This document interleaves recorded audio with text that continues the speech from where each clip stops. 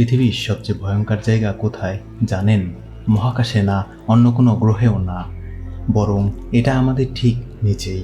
সমুদ্রের গভীরে এমন এক পৃথিবী লুকিয়ে আছে যেখানে সূর্যের আলো পৌঁছায় না, যেখানে এমন প্রাণী বাস করে যাদের দেখে মনে হয় তারা পৃথিবীরই না। কিছু প্রাণীর শরীর পুরোপুরি স্বচ্ছ, কেউ নিজের শরীর থেকে আলো তৈরি করে, আবার কেউ এতটাই কালো যে আলো পর্যন্ত তাদের শরীরে হারিয়ে যায়। আর সবচেয়ে ভয়ঙ্কর বিষয় হলো, আমরা চাঁদে মানুষ পাঠিয়েছি, মঙ্গল গ্রহের ছবি তুলেছি, কিন্তু নিজের পৃথিবীর সমুদ্রের 95% এখনও পুরোপুরি আবিষ্কারই করতে পারেনি। ভাবুন, আমাদের সবচেয়ে কাছের জগৎটাই এখনও অন্ধকারে ঢাকা। সমুদ্রের গভীরে এমন কিছু জায়গা আছে যেখানে চাপ এত বেশি যে মানুষের শরীর মুহূর্তের মধ্যেই ধ্বংস হয়ে যাবে। তবুও সেখানেও জীবন আছে, এমন জীবন যারা সূর্যের আলো ছাড়াই বেঁচে আছে লাখ লাখ বছর ধরে।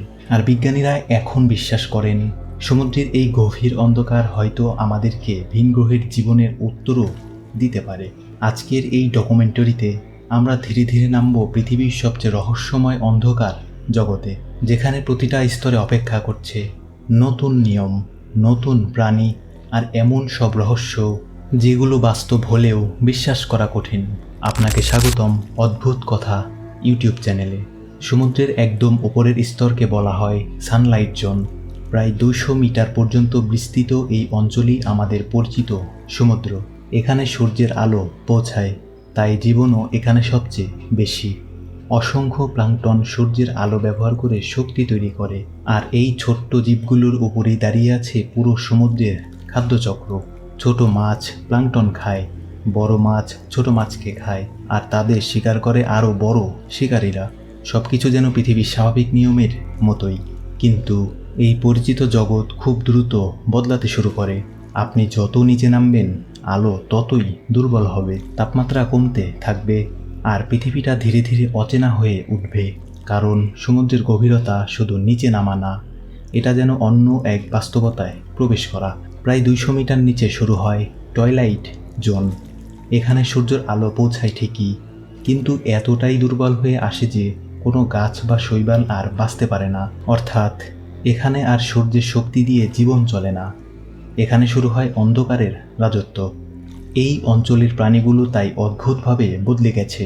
অনেক মাছের শরীর এতটাই স্বচ্ছ যে ভেতরের অঙ্গ পর্যন্ত দেখা যায়, কারণ এই অন্ধকারে দেখা যাওয়া মানেই মৃত্যু। এখানে শিকারী আর শিকারের মধ্যে সবচেয়ে বড় যুদ্ধটা হলো কে কাকে আগে দেখতে পাবে। আর এই কারণেই অনেক প্রাণী নিজেদের শরীরকেই প্রায় অদৃশ্য বানিয়ে ফেলেছে। কিন্তু সবাই লুকিয়ে থাকে না, কিছু প্রাণী বরং অন্ধকারের ভেতর নিজেদের আলো তৈরি করে। এটাকে বলা হয় বায়োলুমিনেন্স। এই আলো তৈরি হয় শরীরের ভেতরের বিশেষ রাসায়নিক বিক্রিয়ার মাধ্যমে। Jellyfish, squid, deep sea shrimp, এমনকি কিছু হাঙরও নিজের শরীর থেকে আলো বের করতে পারে। কেউ এই আলো ব্যবহার করে শিকারকে টানতে, কেউ শত্রুকে বিভ্রান্ত করতে, আবার কেউ নিজের ছায়া মুছে ফেলতে। একটা অবাক করা ব্যাপার হলো, অনেক প্রাণী তাদের পেটের নিচের এমন আলো তৈরি করে যাতে উপরের ক্ষীণ আলোর সাথে মিশে যায়, ফলে নিচ থেকে তাকালে তাদের দেখা যায় না। এ যেন জীবন্ত স্টেলথ টেকনোলজি।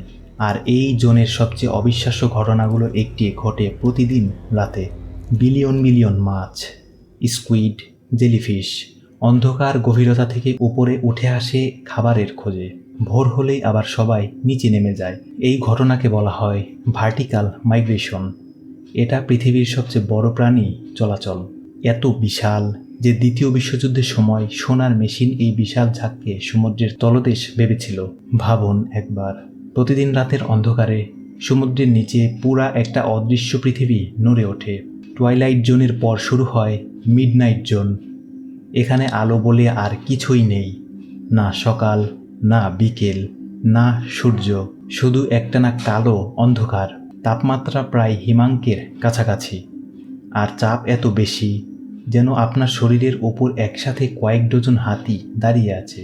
তবুও এখানেও জীবন আছে, আর সেই জীবন পৃথিবীর অন্য যে কোনো জায়গার চেয়ে বেশি অদ্ভুত। এখানে বাস করে ড্রাগন ফিশ, ছোট্ট কিন্তু ভয়ঙ্কর শিকারী।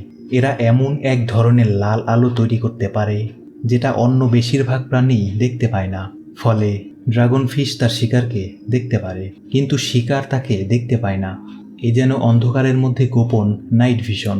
আবার কিছু প্রাণীর শরীর এতটাই কালো যে তাদের আলট্রা ব্ল্যাক বলা হয়। তাদের শরীর 99.5% পর্যন্ত আলো শুষে নিতে পারে, ফলে তারা প্রায় সম্পূর্ণ অদৃশ্য হয়ে যায়। কিন্তু এই জোনের সবচেয়ে অদ্ভুত প্রাণীদের মধ্যে একটি হলো অ্যাংলার ফিশ। এই মাছ নিজের মাথার সামনে ছোট্ট একটা আলোর টোপ ঝুলিয়ে রাখে। অন্ধকারে ছোট মাছ সেই আলো দেখে কাছে আসে আর মুহূর্তেই শিকার হয়ে যায়। কিন্তু এর থেকেও ভয়ঙ্কর তাদের প্রজনন পদ্ধতি। পুরুষ অ্যাঞ্জেলার ফিশ স্ত্রী মাছের শরীরে কামড়ে ধরে লেগে থাকে, ধীরে ধীরে তার শরীরের সাথে মিশে যায়। শেষ পর্যন্ত পুরুষ মাছটা আলাদা প্রাণী থাকে না, সে পুরোপুরি স্ত্রী মাছের শরীরের অংশ হয়ে যায়। পৃথিবীর আর কোথাও এমন জীবনের নিয়ম দেখা যায় না। এরপর শুরু হয় এবিসাল জোন, সমুদ্রের বিশাল অন্ধকার সমতল। এখানে খাবার খুব কম, তাই জীবনও খুব ধীরে চলে। অনেক প্রাণী বছরের পর বছর খুব অল্প শক্তি ব্যবহার করে বেঁচে থাকে। এই জায়গায় দেখা যায় জায়েন্ট আইসোপড, দেখতে বিশাল পোকামাকড়ের মতো, কিন্তু বাস্তবে তারা সমুদ্রের স্কেভেঞ্জার। গভীর সমুদ্রের মৃত প্রাণীদের খেয়ে বেঁচে থাকে। কখনো কখনো উপরে মারা যাওয়া বিশাল তিমির মরদেহ ধীরে ধীরে সমুদ্রের তলদেশে নেমে আসে। এটাকে বলা হয় হোয়েল ফল। আর তখন পুরো অন্ধকার জগৎ হঠাৎ করেই জীবনে ভরে ওঠে। হাজার হাজার প্রাণী সেই মৃত তিমিকে ঘিরে ফেলে। কেউ মাংস খায়, কেউ হাড়ের ভেতরের তেল খায়, আবার ব্যাকটেরিয়া সেই হাড় পর্যন্ত ভেঙে ফেলে। একটা মৃত তিমি কখনো কখনো পুরো একটি ইকোসিস্টেমকে 10 বছর পর্যন্ত খাবার দিতে পারে। ভাবুন একবার, গভীর সমুদ্রের অন্ধকারে একটা মৃতদেহই হয়ে ওঠে পুরো একটা শরীরের জীবন। পৃথিবীর সবচেয়ে গভীর ও অন্ধকার সমুদ্রের সবচেয়ে গভীর অংশকে বলা হয় হ্যাডাল জোন।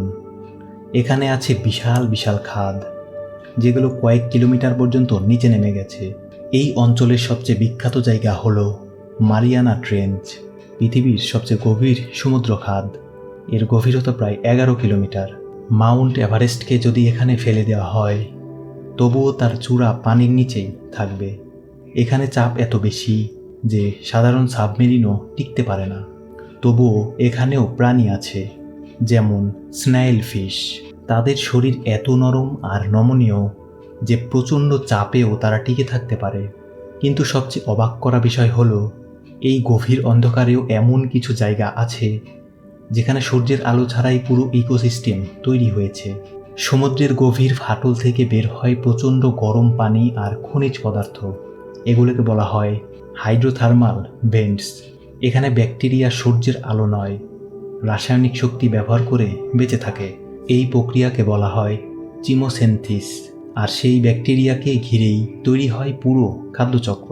অর্থাৎ পৃথিবীতে এমন জীবনও আছে যাদের জন্য সূর্যের কোনো প্রয়োজনই নেই।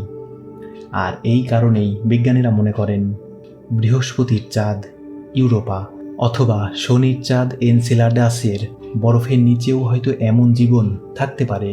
সমুদ্রের গভীর অন্ধকার হয়তো আমাদেরকে ভিন গ্রহের জীবনের দিকেও নিয়ে যাচ্ছে।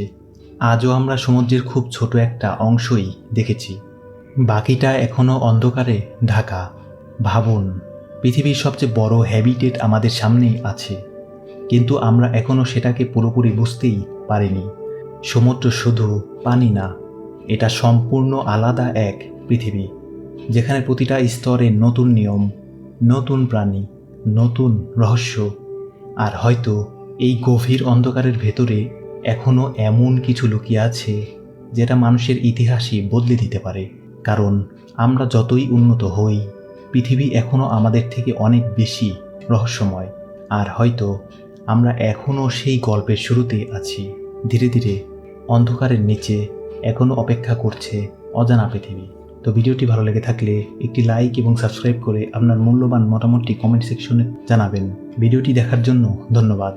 ফিফা 2026 বিশ্বকাপের সবচেয়ে বিপজ্জনক স্টেডিয়ামের ভিডিওটি দেখতে ভিডিওটির মাঝখানে ক্লিক করুন।